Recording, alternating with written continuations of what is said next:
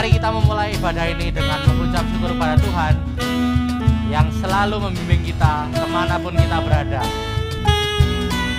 Tenanglah kini hatiku.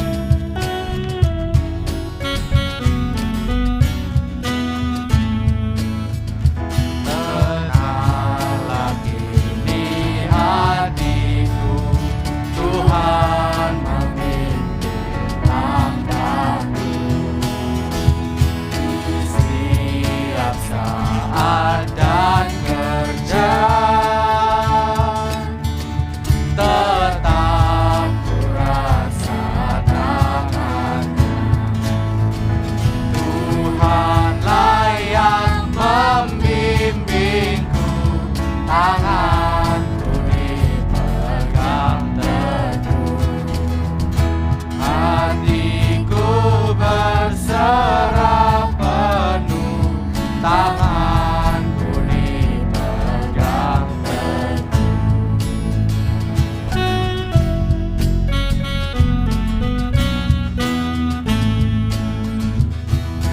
Malam yang gelap benar di taman indah dan segar, taufan dan bilal tenang, tetap tanganku dipegang.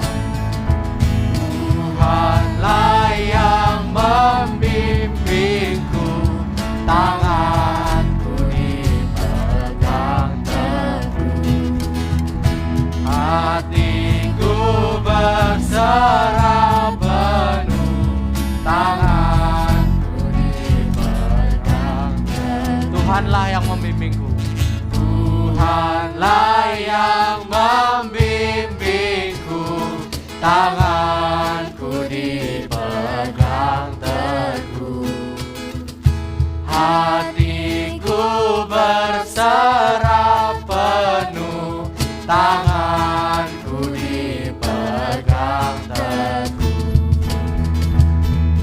Tuhanlah yang membimbingku, tanganku dipegang teguh, hatiku berserah penuh, tanganku dipegang teguh.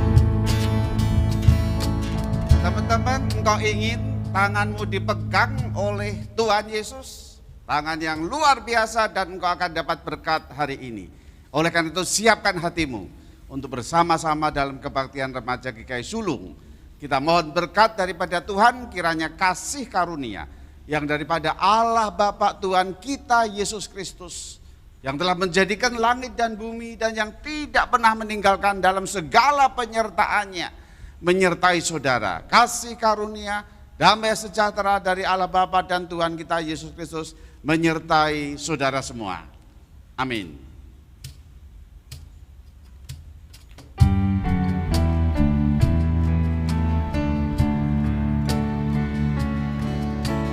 Amin, amin, amin,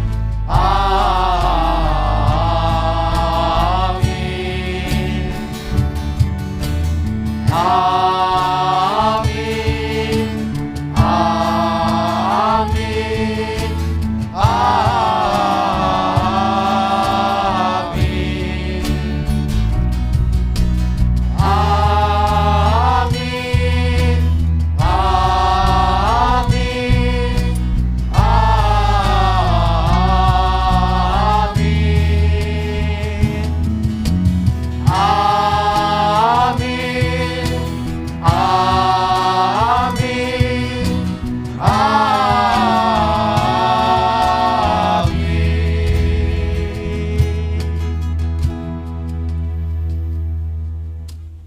imperfect adalah kebalikan dengan perfect, di mana perfect itu adalah sangat bagus, sangat akurat, lengkap.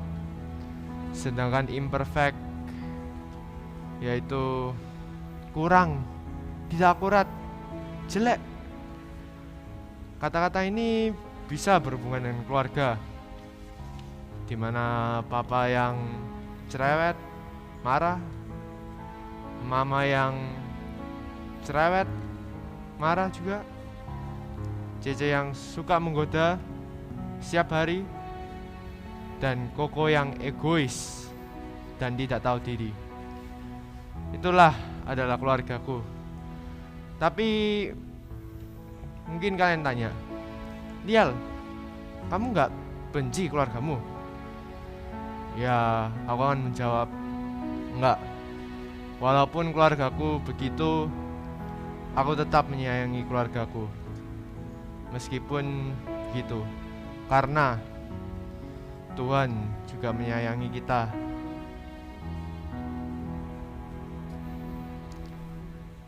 Seringkali di antara kita selalu bertanya, di mana kita harus mencari kasih yang sejati?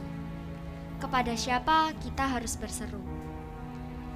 Jawabannya hanya satu. Kita harus selalu berpegang pada Tuhan kita. Pada Tuhanlah kita temukan itu semua. Kemanakah kami mencari kasih yang sejati?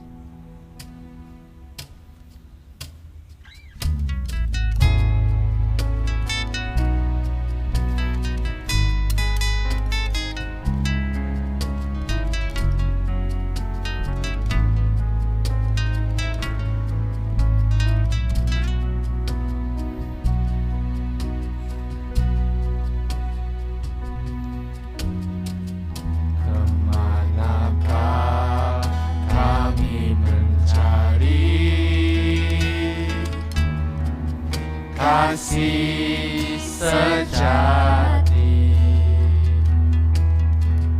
kemanakah kami berseru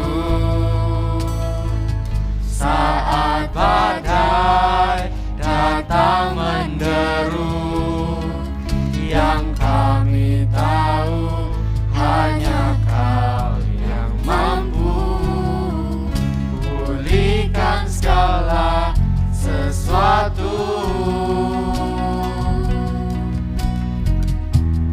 Kemanakah kami mencari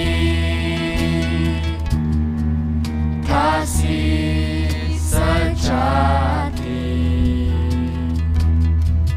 Kemanakah kami berseru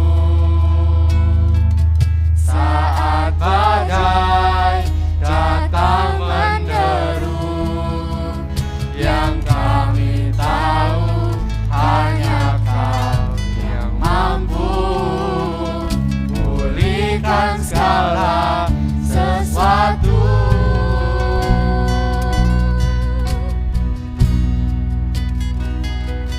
Kami perlukan keajaiban-Mu, kami butuhkan sentuhan tangan-Mu. Kami tak dapat jalan sendiri, kami perlu Kau Tuhan. Kami perlukan keajaiban-Mu, kami butuhkan sentuhan tangan-Mu. Kami tak dapat jalan sendiri, kami perlu Kau Tuhan.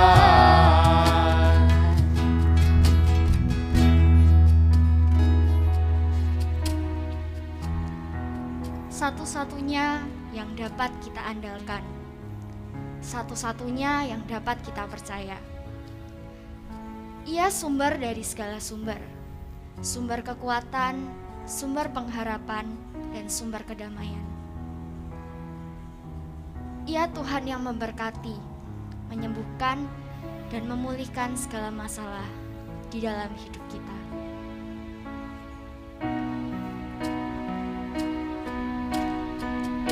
Satu-satunya yang ku andalkan, satu-satunya yang ku percaya. Engkau sumber kekuatan, sumber pengharapan, sumber kedamaian.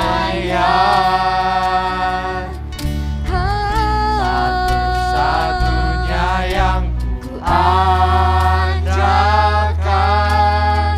satu-satunya yang ku percaya. Engkau Tuhan memberkati, Tuhan penyembuhku, Tuhan pemulihku. Satu-satunya yang ku andalkan, satu-satunya yang ku percaya. Engkau sumber kekuatan, sumber pengharapan, sumber kedamaian. Satu-satunya yang ku andalkan, satu-satunya yang ku percaya. Engkau Tuhan memberkati, Tuhan penyembuhku, Tuhan pemulihku. Engkau Tuhan memberkati. Engkau Tuhan memberkati, Tuhan penyembuhku, Tuhan pemulihku.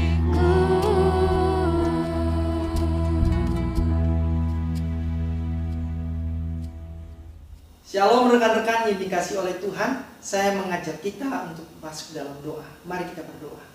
Bapa di surga, pimpin setiap kami untuk dapat merenungkan kebenaran-Mu, ditolong oleh Roh Kudus untuk melakukan di dalam hidup kami. Terima kasih Bapa. Inilah doa kami. Kami mohon anugerah-Mu bagi setiap kami dan hikmat surgawi untuk mengerti kedalaman rahasia firman Tuhan. Di dalam nama Yesus kami berdoa. Amin. Rekan-rekan yang terkasih dalam Tuhan, kita akan merenungkan satu tema, yaitu imperfect. Dan memang fokus kepada keluarga.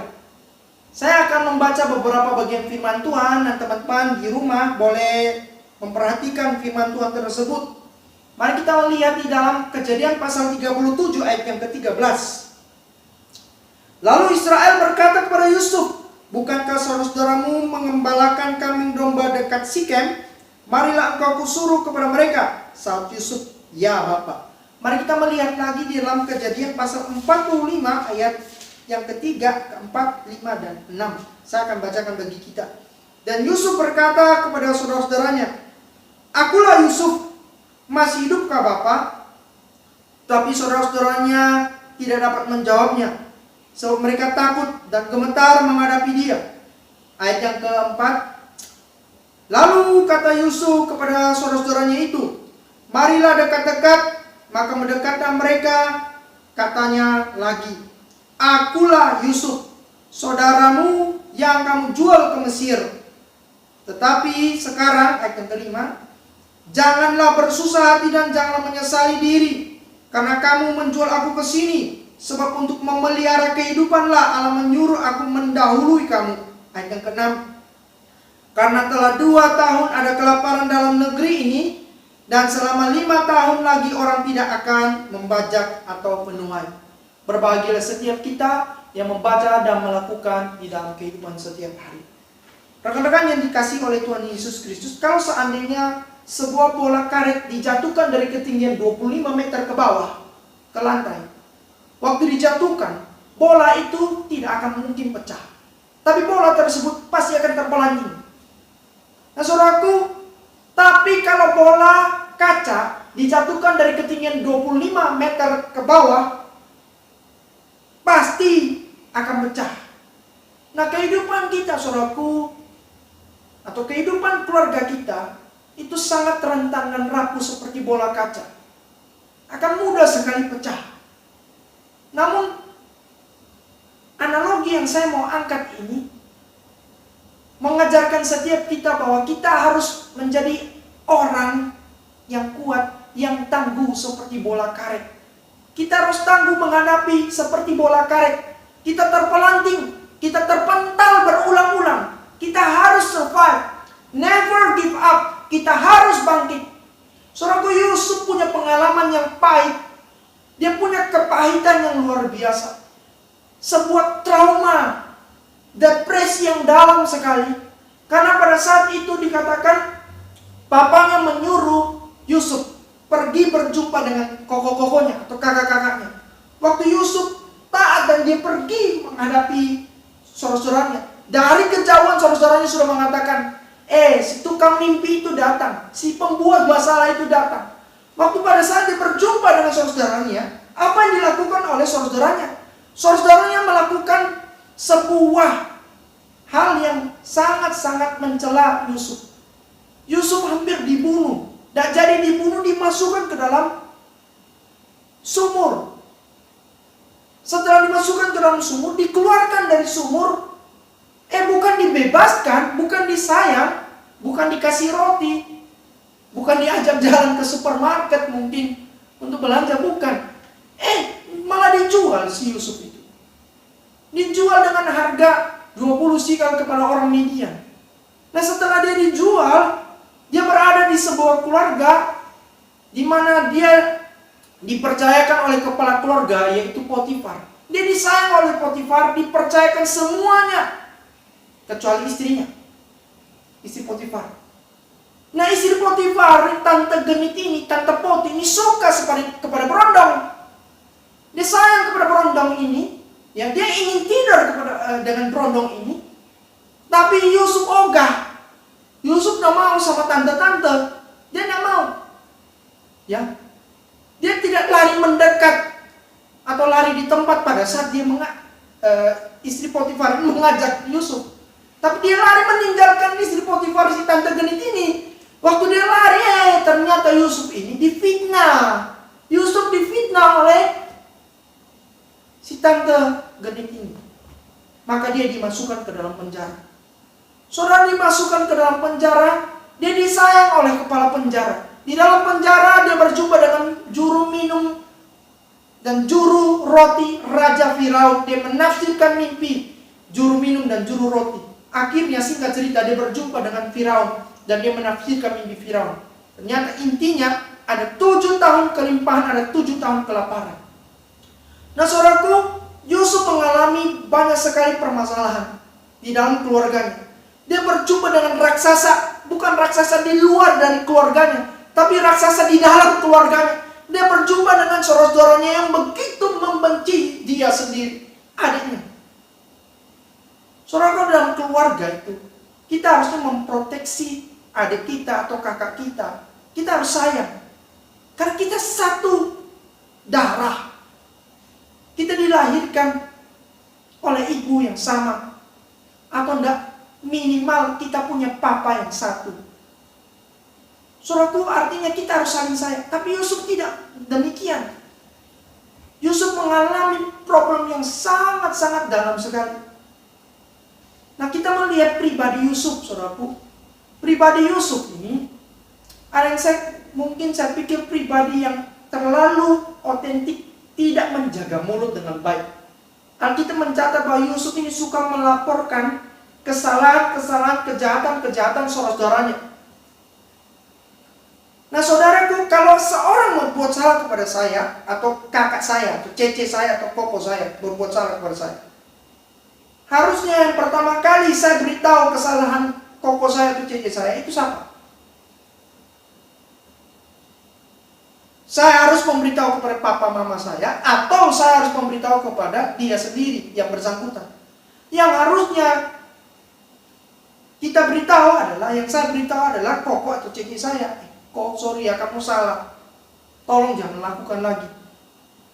Tapi Yusuf ini tidak melakukan demikian. Dia memberitahu kepada orang tuanya, kepada Yakub. Kalaupun saudaraku dia tidak memberitahu, Harusnya kita harus tahu bahwa sepintar-pintarnya bangkai itu ditutupi, baunya juga pasti akan tercium. Artinya Yusuf ini karakternya suka mengadu. Dan ini tidak baik. Ngadunya bukan untuk membuat suasana lebih akrab, lebih harmonis, lebih tentram, lebih damai, tapi tambah kacau. Saudara membenci dia. Nah, kita lihat karakter pribadi daripada mamanya Rahel. Rahel itu pernah menyalahkan Yakub gara-gara dia mandul. Saudara bayangkan Yakub itu dikomentari oleh Rahel. Rahel mengatakan, aku kok gak hamil-hamil, aku kok mandul. Si Yakub marah. Di dalam Kejadian pasal yang ke-30, ayat yang kedua, Yakub mengatakan kepada Rahel. Dikatakan, maka bangkitlah amarah Yakub terhadap Rahel. Dan dia berkata, akukah pengganti Allah yang telah menghalangi engkau mengandung? Yakub marah, Yakub kecewa, tidak menerima apa yang dikatakan Rahel kepada dia. Maka dia katakan, akukah pengganti Allah yang telah menghalangi engkau mengandung? Kok kamu ngadu sama aku? Saudaraku, di sini kita melihat bahwa karakter Rahel ini emosional. Suaminya juga emosional. Nah, kita melihat lagi karakter lebih terperinci dari seorang Yakub, papanya Yusuf. Dikatakan di dalam konteks keluarganya Yusuf dan juga saudaranya, Yakub ini pilih kasih, dia lebih sayang Yusuf daripada saudara yang lain. Tidak adil. Maka benci sekali saudaranya kepada Yusuf. Dan saudara-saudara Yusuf ini kita lihat karakter mereka. Mereka selain iri, mereka juga emosional. Emosional itu mamanya dan papanya. Walaupun kita tahu bahwa Yusuf ini otentik, jujur memberitahu kejahatan saudara-saudaranya, karena dia tidak bisa menjaga mulutnya, Yakub juga lebih mengasihi Yusuf. Maka dikatakan di dalam Kejadian pasal 37 ayat yang keempat dikatakan, bencilah mereka kepadanya, bencilah saudara-saudaranya kepada Yusuf. Di dalam ayat yang kelima, loncat satu ayat, itu juga dikatakan makin benci mereka kepada Yusuf. Karena Yusuf bermimpi, dia menafsirkan mimpinya bahwa ada berkas-berkas yang muncul. Nah, berkas-berkas yang muncul itu adalah berkas-berkas yang menyembah berkasnya dia. Berkas dia lebih tinggi daripada berkas-berkasnya saudaranya. Saudaranya bilang, apaan lu? Masakan Papa dan Mama dan kami semua menyembah engkau. Maka di dalam ayat yang ke-8, Kejadian pasal 37 dikatakan, makin bencilah mereka. 3 kata benci. Di dalam ayat yang keempat, kelima, dan juga ke-8. Saudara, keluarga ini penuh dengan problematik. Complicated sekali. Nah, kita perlu tahu bahwa Tuhan membentuk keluarga ini melalui Yusuf. Tuhan memakai Yusuf untuk menjalankan planning Allah yang luar biasa. Planning Allah yang pertama adalah merancangkan sesuatu yang baik. Yusuf pernah mengatakan kepada saudara-saudaranya, engkau atau kalian mereka-rekakan yang jahat kepadaku, tapi Allah sedang mereka-rekakan yang baik bagi aku. Yusuf tertindas, saudaraku. Bayangkan adik mereka dimasukkan dalam sumur, hampir dibunuh, kemudian dijual. Dijual seperti budak dengan harga 20 sikal. Harga 20 sikal harga yang fantastik. Dan tahu itu uang dimanain, dikemanakan, dipakai atau diapain. 20 sikal harga yang fantastik karena rata-rata budak ini dijual 5, 10, bahkan 15 sikal. Dilihat dari produktivitasnya dia, dari usianya, skill, keterampilan, dan lain sebagainya. Nah, Yusuf dijual dengan harga 20 sikal. Dia mengalami penderitaan setelah dijual. Dia difitnah, dimasukkan ke dalam penjara. Tapi saudara, kita lihat Allah mereka-rekakan yang baik kepada kehidupan Yusuf sampai dia menjadi mangku bumi, pemimpin. Orang kedua setelah Firaun. Yang kedua, planning Allah. Bukan saja yang pertama tadi perancangan yang baik dalam kehidupan Yusuf, tapi yang kedua, untuk memelihara kehidupan suatu bangsa. Allah memerintahkan Yusuf dengan cara yang ajaib, dia pergi dahulu untuk memelihara kehidupan sebuah bangsa. Maka firman Tuhan mengatakan, untuk memelihara kehidupan, lah Allah menyuruh aku mendahului kalian. Ini jelas. Nah saudaraku, mungkin kita di tengah-tengah keluarga yang imperfect, ya. Tapi kita tahu dan kita percaya bahwa Allah ini adalah Allah yang punya planning yang terbaik. We are imperfect, but God's plan is perfect for our family. Teman-teman yang dikasihi oleh Tuhan Yesus Kristus, mungkin kalau kita lihat gambar ini, kita tahu bahwa gambar ini bisa saja gambar bebek, tapi di lain sisi kita bisa lihat saja bahwa gambar ini adalah gambar kelinci.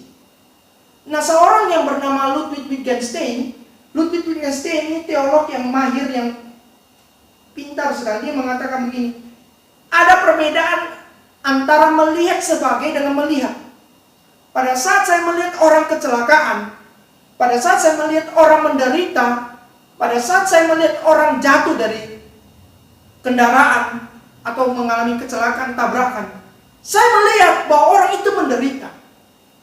Tapi saudaraku, pada saat kita melihat sebagai, pada saat orang itu menderita, kita melihat dari kacamata Allah, orang tersebut itu mengalami kecelakaan, dia luka parah, tapi ternyata dia mengalami hal tersebut karena dia sedang menolong ada motor yang hampir saja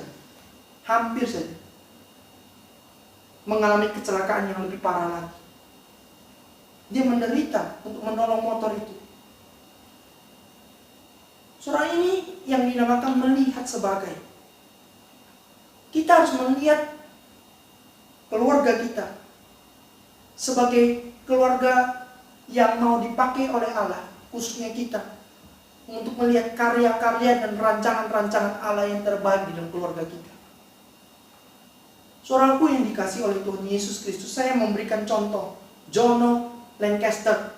Dia adalah seorang pemuda yang berasal dari Inggris.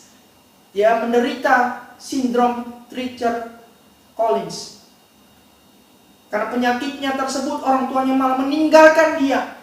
Tapi kini, saudara melihat, membaca di surat kabar, di mana-mana, Jono telah menjadi motivator yang handal dan menginspirasi banyak orang.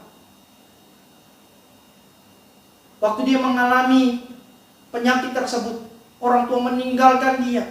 Dia dirawat oleh sebuah keluarga, dan akhirnya setelah dia besar, dia menjadi seorang motivator yang dipakai oleh Tuhan. Saudaraku yang dikasihi oleh Tuhan Yesus Kristus, kita tahu dan kita sadar bahwa rancangan Tuhan adalah rancangan yang paling indah bagi setiap kita. Rancangan Tuhan bukanlah rancangan kecelakaan, tapi rancangan Tuhan adalah rancangan damai sejahtera yang membawa kita mengerti bahwa Tuhan punya planning yang lain. Dan Ludwig Wittgenstein mengajarkan setiap kita untuk memakai kacamata Allah, bukan memakai kacamata kita. Saudaraku, banyak keluarga yang mengalami jatuh bangun di dalam Alkitab. Dan tidak ada keluarga yang benar-benar sempurna. Kita melihat keluarga Adam. Adam mempunyai anak, turunan pertama Kain dan Habel. Kain ini marah kepada Habel. Tiba-tiba dia bunuh adiknya. Setelah dia bunuh adiknya, Tuhan bertanya kepada Kain, "Di manakah adikmu?" Dia jawab kepada Tuhan, "Emang aku penjaga adikku?" Nah, ini jawaban yang tidak benar, jawaban yang bohong kepada Tuhan. Tuhan bertanya kepada dia, "Di mana adikmu?" "Emang aku penjaga adikku?" Ini keluarga yang kalau kita lihat tidak terdidik dengan baik anak-anaknya. Padahal Adam dan juga Hawa ini adalah orang tua yang harus mendidik dengan baik anak-anaknya. Saudaraku yang dikasihi oleh Tuhan Yesus Kristus, kita juga melihat baik-baik, ya, kehidupan Abraham. Abraham ini pernah tidak jujur kepada Firaun. Dia mengatakan kepada Firaun, istrinya Sarah itu karena cantik, dia bilang begini, ini bukan istriku, ini adikku. Ini bohong. Ya, dia juga punya gundik. Dia juga juga punya pergumulan dalam keluarga. Kita melihat Nuh. Nuh ini ada seorang yang pernah mabuk, berjalan telanjang. Dan setelah dia berjalan telanjang, anaknya Ham, bapak orang Kanaan itu lihat aurat papanya. Nuh marah kepada anaknya. Relasi mulai terputus antara Nuh dan Ham. Saudara, kita melihat juga Ishak di dalam menangani Yakub dan juga Esau. Waktu Yakub dan Esau di dalam perut sudah bertengkar satu dengan yang lain. Ya. Sudah saling smack down di dalam perut. Saudara, keluarga-keluarga ini ada keluarga-keluarga yang juga struggle, bergumul sekali. Nah, pada saat kita berada di dalam sebuah keluarga yang struggle, kita harus menjadi orang-orang atau anak-anak Tuhan yang meluruskan, yang mengarahkan keluarga ini menjadi keluarga yang lebih baik. Nah, saudaraku, kalau paku itu dipukul oleh hammer atau palu, waktu kita taruh paku, kita pukul. Waktu pukul, paku tersebut bengkok. Dipukul lagi enggak? Dipukul lagi enggak? Enggak. Waktu dipukul, pasti tambah apa? Tambah bengkok. Maka dia ambil paku yang baru, paku yang lurus, dipukul. Waktu dipukul masih masuk lurus, pukul, dipukul masuk, dipukul masuk. Nah, kehidupan kita kadang-kadang kita bertanya dan kita mengeluh, kok orang lain hidupnya lebih baik dari kita, lebih enak dari kita. Kok kita lebih sorot, kita ikut Kristus tapi hidupnya kita lebih susah. Saudara ingat, saudara paku yang lurus, dipukul, tambah masuk, dipukul. Karena saudara lurus, dipukul, sakit tapi masuk, saudaraku. Kita kalau bengkok, kita tidak dipukul lagi. Saudara, kehidupan kita harus seperti itu. Dipukul, sakit, tapi kita melekat dan erat dengan Tuhan. Karena kita menjadi orang-orang yang tangguh, sekalipun imperfect. Tetapi Allah punya rencana yang lebih indah bagi keluarga kita, melalui kita. Saudaraku, kita harus mengerti bahwa jalan yang mulus dan lurus tidak akan pernah menghasilkan pengemudi yang hebat. Laut yang tenang tidak akan menghasilkan pelaut yang tangguh. Saudaraku, langit yang cerah tidak akan menghasilkan pilot yang handal.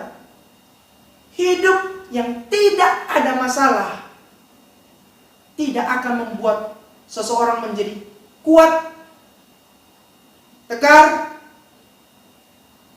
Tetapi kita harus mengerti bahwa karena itu jadilah seorang yang handal dan tahan uji dalam menerima berbagai tantangan kehidupan ini.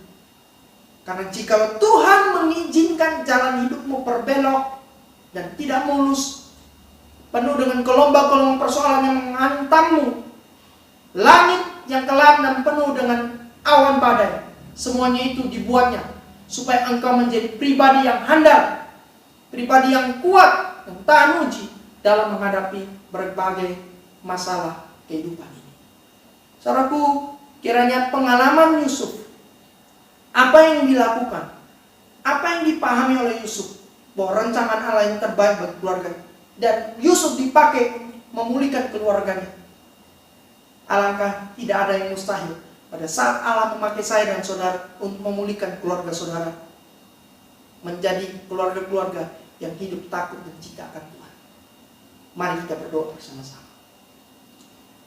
Bapa di surga, terima kasih Tuhan, Engkau sudah mendengarkan seruan doa kami. Kami percaya Engkau akan menjawab menurut waktu dan kehendak Tuhan. Jika pada saat ini ada keluarga-keluarga dari kami semua yang mengalami pergumulan, kami mengalami pergumulan hubungan yang retak dengan orang tua kami, dan saudara kami, Tuhan tolong kami, pakai kami, berikan pengampunan-Mu bagi setiap kami, berikan kasih-Mu supaya kami dapat mewartakan kasih-Mu melalui setiap perbuatan kami yang mengasihi orang tua kami, yang mengasihi saudara kami. Di dalam nama Yesus kami berdoa dan kami sungguh bersyukur. Amin. Terima kasih teman-teman. Tuhan memberkati. God bless us. Oke, selamat hari Minggu. Mau pagi, siang, malam. Pokoknya selamat hari Minggu buat teman-teman semua, teman-teman remaja yang lagi mengikuti ibadah hari ini. Nah, sekarang nggak pakai lama-lama, kita mau kenalan dulu sama teman kita karena hari ini dia akan cerita sesuatu yang harusnya sangat memberkati kita banget nih hari ini. Oke, langsung aja. Boy, kenalin nama kamu, tempat tinggal kamu di mana, sekolahnya di mana nih sekarang? Yuk. Oke Kak, nama saya Clifford Nathaniel Julianson. Saya sekarang tinggal di sekitar daerah Pondok Chandra. Dan saya sekarang bersekolah di SMP Kristen Gloria 2. Oke, sekolah di SMP Gloria ya. Kelas berapa Cliff? Cliff ya, panggilnya Cliff ya, benar Ya, ya? betul. Panggilnya Cliff. Kelas berapa sekarang Cliff? Kelas 8 SMP. Kelas 8 berarti kelas 2 SMP. Nah, teman-teman hari ini Cliff bukan mau sharing tentang sekolahnya gitu ya. Tapi dia mau sharing sesuatu nih teman-teman, berkaitan dengan bagaimana dia merasakan kalau Tuhan itu ada, hadir, menyertai, dan aku percaya dia mau katakan bahwa Tuhan itu baik. Nah, karena itu tanpa buang-buang waktu lagi teman-teman, kita dengerin langsung nih ceritanya Cliff. Silakan Cliff. Ya, shalom teman-teman semua. Pada kesempatan kali ini saya diminta oleh Kak Jessica untuk men-sharingkan bisa dibilang suatu pergumulan atau suatu cerita kehidupan keluarga saya sampai sekarang ini juga. Saya akan bercerita mulai dari awal kejadian. Nama saya Clifford, seperti yang sudah saya sampaikan tadi. Saya dilahirkan oleh kedua orang hebat. Papa saya bernama Jusak, mama saya bernama Lian. Papa dan mama saya sering sekali berpelayanan di suatu gereja, di GKI Resut lebih tepatnya. Papa saya sering sekali dalam pelayanan berupa WL atau worship leader, yakni orang yang memimpin puji-pujian di suatu ibadah. Sedangkan mama saya menjadi guru sekolah minggu di sana di GKI Resut. Ini sedikit cerita saja ya. Dulu katanya papa itu suka mama gara-gara papa melihat mama yang merupakan seorang guru sekolah minggu itu sangat mengasihi anak-anak sekolah minggu di sana. Sabar, berarti teman-teman kalau mau cari pacar mungkin bisa juga cari yang guru sekolah minggu ya. Cliff mungkin mau cari yang guru sekolah minggu. Nah, oke kita lanjut teman-teman, lanjut. Jadi itu intermezzo sedikit. Lanjut Cliff, terus. Terus singkat cerita, papa dan mama akhirnya pun berpacaran. Akhirnya mereka menikah pada tanggal 2 Juli 2005. Oke. Setelah mereka menikah, tiap malam tuh papa dan mama sebelum tidur pasti itu mereka berdoa terlebih dahulu. Ketika mama pun mulai mengandung saya, ketika saya berada di perut mama, mereka pun selalu berdoa tiap malam lagi lebih dan lebih. Istilahnya itu seperti saya sudah dipagari oleh doa. Mama dan papa sungguh melakukan yang terbaik oleh saya, untuk saya. Bukan hanya dipagari oleh doa. Ketika saya ingin dilahirkan, papa dan mama sudah memilih rumah sakit yang pada saat itu top, dokter yang juga sudah mempunyai nama pada saat itu. Ketika hari operasi tersebut dijalankan, Tuhan berkata lain pada saat itu. Operasi yang dijalani mama saya adalah operasi sesar, operasi yang bayi saya pada saat itu diharuskan dilahirkan lewat perutnya mama. Mama saat dioperasi kejang-kejang, jantung stop, pendarahan yang luar biasa, akhirnya mama koma pada saat itu. Saya yang masih bayi saat itu pun sedang berwarna kebiru-biruan. Mungkin ada ya teman-teman yang mungkin suka IPA dan lain-lain tahu kenapa kira-kira tubuh manusia atau tubuh bayi tersebut bisa kulitnya berwarna biru. Karena kemungkinan kadar oksigen di dalam tubuh kita, di dalam darah kita sangatlah sedikit. Saya dibawa ke NICU saat itu. NICU itu adalah ICU-nya baby. Sedangkan mama langsung dirawat di ICU dan mama pun dirawat sekitar 1 bulan pada saat itu. 1 bulan itu mama masih berada di kondisi koma, masih lumpuh, masih tidak bisa menggerakkan kedua tangan, kedua kaki, gak bisa berbicara. Setelah 1 bulan itu, Mama berangsur membaik. Mama mulai sadar dari koma. Mama pun dibawa dan dirawat ke kamar rumah sakit biasa sekitar 8 bulan. Seperti yang sudah saya katakan tadi, rumah sakit yang dipilih oleh papa mama saya itu bisa dibilang cukup besar dan juga mempunyai nama. Sehingga bisa dibayangkan ya, mungkin tarif rawat inap per kamar di rumah sakit itu bisa dibilang sangatlah mahal ya, bukan? Papa mulai mendapatkan dampaknya lebih dan lebih lagi. Papa diserang dari berbagai penjuru, mulai dari pihak medis, yakni pihak rumah sakit, dokter-dokter dan lain-lain. Papa diserang dari arah finansial, iman, asuransi dan juga lain-lain. Bisa dibayangkan ya teman-teman, papa saya pada keadaan seperti itu sungguhlah terdesak dan juga tertekan sekali. Papa saat itu juga memiliki keberatan untuk beribadah kepada Tuhan.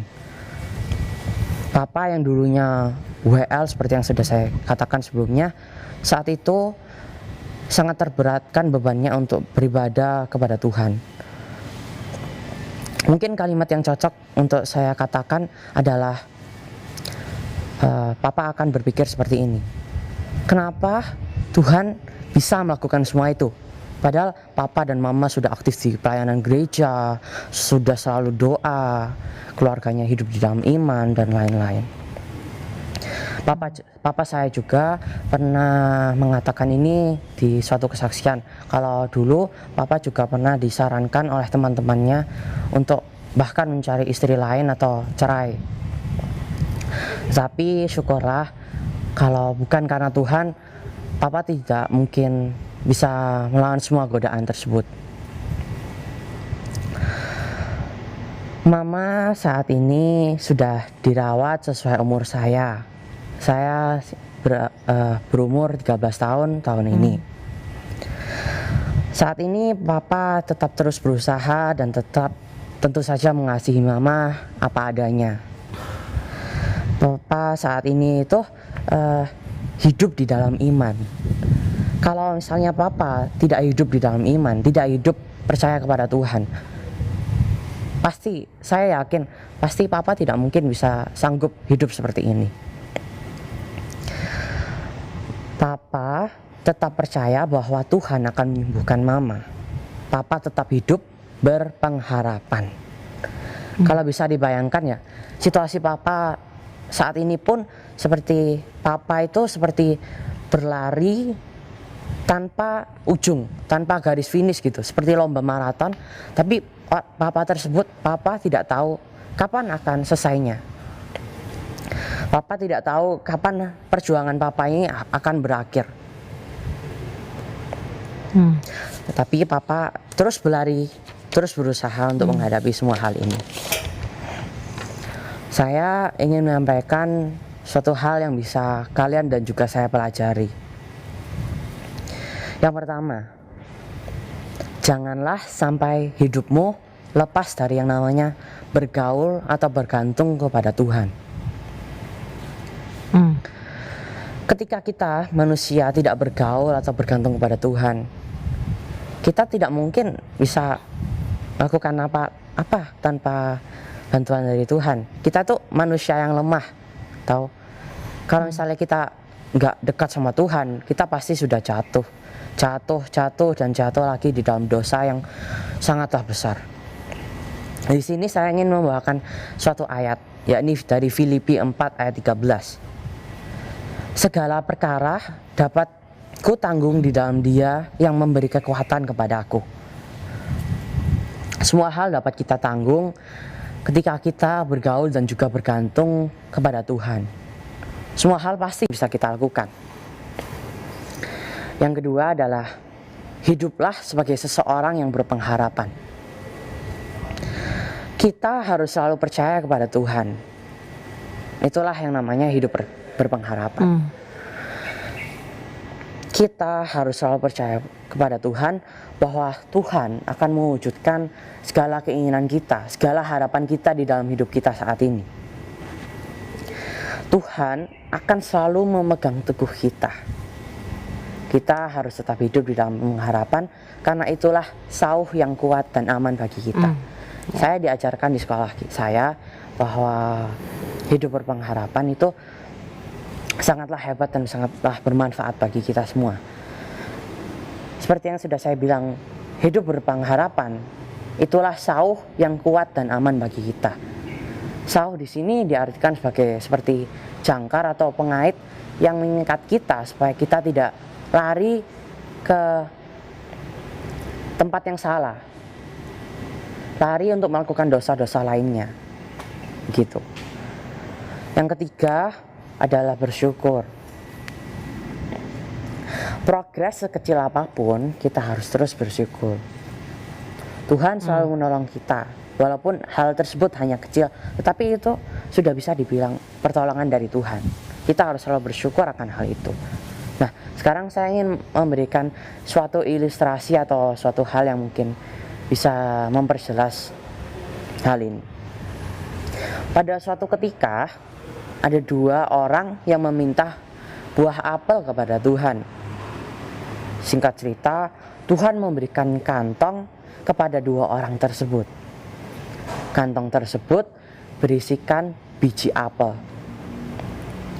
Orang pertama membuka dan melihat isi kantong tersebut. Orang pertama tersebut langsung berkata, "Tuhan, kenapa engkau memberi saya biji? Saya meminta apel, bukan biji." Orang tersebut marah dan langsung meninggalkan Tuhan. Sedangkan orang kedua, dia membuka biji tersebut dan melihat bahwa ada biji apel tadi. Orang kedua tersebut langsung bersyukur dan juga bertindak di dalam hal langsung menanam biji tersebut, merawatnya hingga tumbuh sebagai pohon apel. Di sini saya ingin menyampaikan, kalau terkadang Tuhan itu tidak memberikan kita secara instan apa yang kita mau, melainkan Tuhan itu memberikan suatu potensi atau suatu kesempatan supaya kita bisa mencapai hal-hal yang lebih baik, hal-hal yang lebih luar biasa lagi. Ilustrasi yang tadi berkaitan dengan hal keempat yang akan saya sampaikan, yakni bertindak. Kita tidak boleh diam terus-menerus. Kita harus berusaha melakukan yang terbaik, seperti yang dilakukan oleh orang yang ada di ilustrasi saya tadi, yakni orang kedua tersebut langsung menanam dan merawat biji apel tersebut hingga menjadi pohon apel yang sangatlah subur. Kita itu harus hidup dengan iman dan juga amin. Tetapi tanpa iman tidak mungkin orang berkenan kepada Allah. Itu yang dikatakan di Ibrani 11 ayat 6a. Jadi kalau seorang manusia tidak hidup di dalam iman, itu sama saja seperti kita tidak hidup sekehendak Allah, sekehendak Tuhan. Nah, sekarang saya ingin menyampaikan dari sisi seorang anak ya. Saya itu sangatlah bersyukur bisa memiliki keluarga seperti ini. Keluarga yang cinta Tuhan, keluarga yang saling mengasihi, dan keluarga yang selalu hidup di dalam iman, percaya kepada Tuhan. Saya sangat bersyukur, saya juga bisa bersekolah dengan baik dan bisa dibilang cukup berprestasi. Keluarga tetap sehat, terutama di masa pandemi seperti ini. Papa bisa bekerja dengan lebih baik dan mendapatkan cukup banyak berkat. Mama juga masih bisa hidup sampai sekarang, dan juga Tuhan telah menambahkan tiap-tiap hari kesembuhan untuk Mama, walaupun itu kecil, tetapi jangan lupa kita harus selalu bersyukur atas apa yang Tuhan berikan kepada kita di kehidupan kita.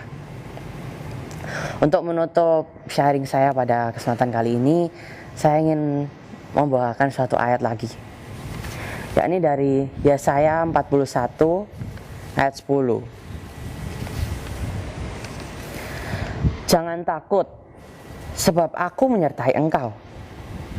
Janganlah bimbang, sebab aku ini adalah Allahmu. Aku akan meneguhkan, bahkan akan menolong engkau. Aku akan memegang engkau dengan tangan kananku yang membawa kemenangan. Baik, itu saja sharing yang bisa saya sampaikan pada kesempatan kali ini. Saya dan juga keluarga saya juga memohon dukungan dan juga doa-doa dari teman-teman sekalian. Terima kasih, Tuhan Yesus memberkati. Sekarang saya akan menyanyikan suatu lagu rohani berjudul Berkat Kemurahan-Mu dari NDC. 1, 2, 3. Kau hiasi kehidupanku dengan kemurahan. Kau rancangkan masa depanku penuh dengan harapan.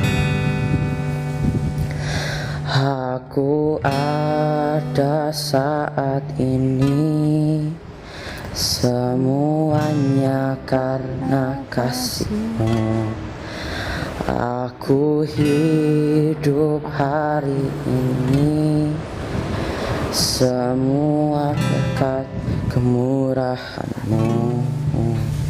Terima kasih Yesus, Engkau sangat baik, teramat baik bagiku. Aku ada saat ini, semuanya karena kasih-Mu. Aku hidup hari ini, semua berkat kemurahan-Mu. Terima kasih Yesus. Terima kasih Yesus, kasih-Ku. Engkau sangat baik, hanya padamu bagiku. Yesus, Engkau sangat baik, teramat baik bagiku. Oke, yuk kita mau sama-sama berdoa ya teman-teman. Tuhan, kami percaya bahwa kalau kami ada sampai hari ini, itu semua hanya karena berkat kemurahan Tuhan. Dan kami mengamini lagu yang tadi Cliff nyanyikan. Dan biarlah sungguh Tuhan, berkat Tuhan, kemurahan Tuhan boleh terus kami rasakan, kami nikmati dalam kehidupan kami. Khususnya buat Cliff, kami mau terus mendoakan Cliff, juga papa, juga mamanya. Biarlah Tuhan yang senantiasa menopang, Tuhan yang memberikan kekuatan, Tuhan yang tambah-tambahkan iman dalam kehidupan keluarga hamba-Mu ini. Dan biarlah sungguh Tuhan boleh menyatakan karya Tuhan dalam kehidupan keluarganya Cliff. Kami berdoa untuk setiap kami juga Tuhan, biarlah keluarga Cliff boleh menjadi teladan buat kami, boleh membuat kami semakin bersemangat, semakin ingin rindu untuk mengasihi Tuhan, mengasihi keluarga kami.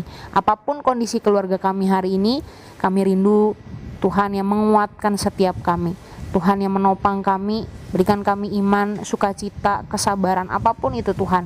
Biarlah kami boleh semakin menyatakan kasih di dalam keluarga kami. Kami rindu Tuhan, biarlah lewat keluarga kami, Tuhan boleh terus dimuliakan, nama Tuhan boleh semakin dikenal oleh orang-orang. Terima kasih Tuhan, kami bersyukur untuk kesempatan hari ini. Dan kalau sebentar lagi kami akan melanjutkan ibadah kami, biarlah Tuhan yang boleh menolong, menyertai, supaya kami boleh siap disapa oleh Tuhan. Terima kasih Tuhan, ini doa kami, dalam nama Tuhan Yesus Kristus kami berdoa. Amin. Teman-teman remaja dimanapun teman-teman berada saat ini, saatnya kita akan memberikan persembahan. Dan kita mau buka dari Kolose 3 ayat yang ke-17. Kolose 3 ayat yang ke-17 berbunyi demikian. Dan segala sesuatu yang kamu lakukan dengan perkataan atau perbuatan, lakukanlah semuanya itu dalam nama Tuhan Yesus, sambil mengucap syukur oleh Dia kepada Allah Bapa kita. Mari rekan-rekan remaja sekalian, kita mau berikan ucapan syukur kita berupa persembahan. Rekan-rekan remaja dapat memberikan persembahan melalui transfer ke rekening BCA gereja atau melalui aplikasi fintech yang ada, Atau bila rekan-rekan remaja tidak sempat keduanya, rekan-rekan bisa mengumpulkan persembahan di dalam amplop. Kemudian pada akhir bulan teman-teman bisa menghubungi kantor gereja untuk dapat diambil. Mari rekan-rekan remaja sekalian, kita mau bawa persembahan kita, ucapan syukur kita dalam doa. Mari kita berdoa. Terima kasih ya Tuhan atas segala berkat-Mu, atas segala penyertaan-Mu di dalam hidup kami. Terima kasih ya Bapa atas segala apa yang boleh kami alami sampai hari ini. Dan pada pagi hari ini Bapa, kami mau datang kepadamu. Kami mau membawa persembahan kami kepadamu. Tolong ya Bapa, sucikan, kuduskan, dan layakkan persembahan kami. Kami yang berdosa ini, biarlah Kau yang melayakkan persembahan kami. Dan kami juga berdoa ya Bapa, biarlah persembahan ini juga menjadi komitmen kami bersama-sama untuk memberikan hidup kami sebagai persembahan kami yang hidup untuk kemuliaan nama-Mu. Terima kasih ya Bapa, kami alaskan doa, permohonan dan ucapan syukur kami baik di dalam satu nama Tuhan Yesus Juru Selamat kami yang hidup. Kami berdoa dan mengucap syukur.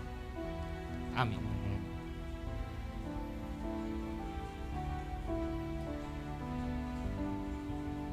Sebentar lagi kita akan kembali ke kehidupan masing-masing.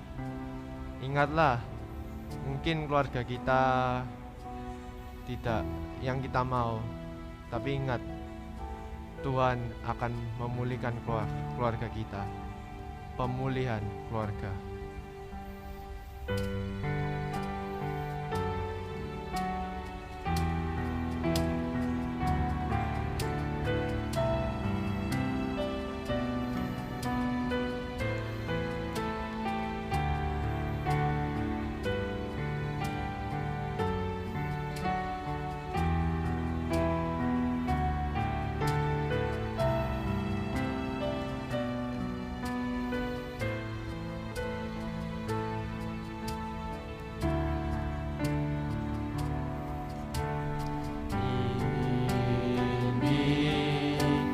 Saatnya Tuhan kan melawat keluargaku. Ini waktunya pemulihan terjadi. Keluargaku milikmu, selalu berharga di matamu. Kau satukan, kau berkati untuk kemuliaan-Mu.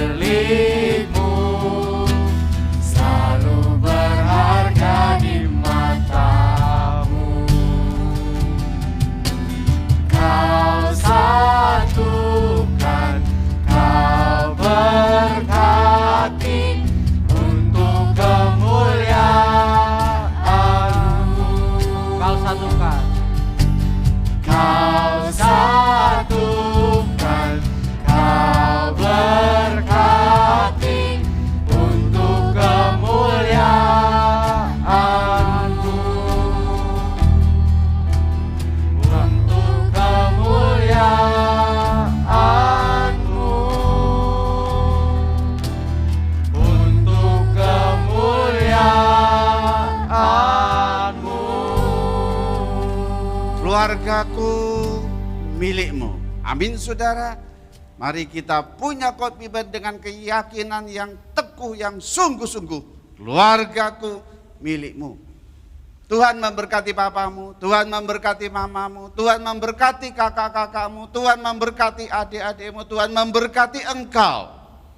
Di tengah-tengah keluarga yang tidak sempurna, kasih karunia Tuhan melawatnya. Terimalah berkat daripada Tuhan. Kiranya kasih Allah Bapa kita dan Tuhan kita Yesus Kristus, penyertaan kekuatan daripada Roh Kudus menyertai saudara sekalian sekarang ini sampai selama-lamanya.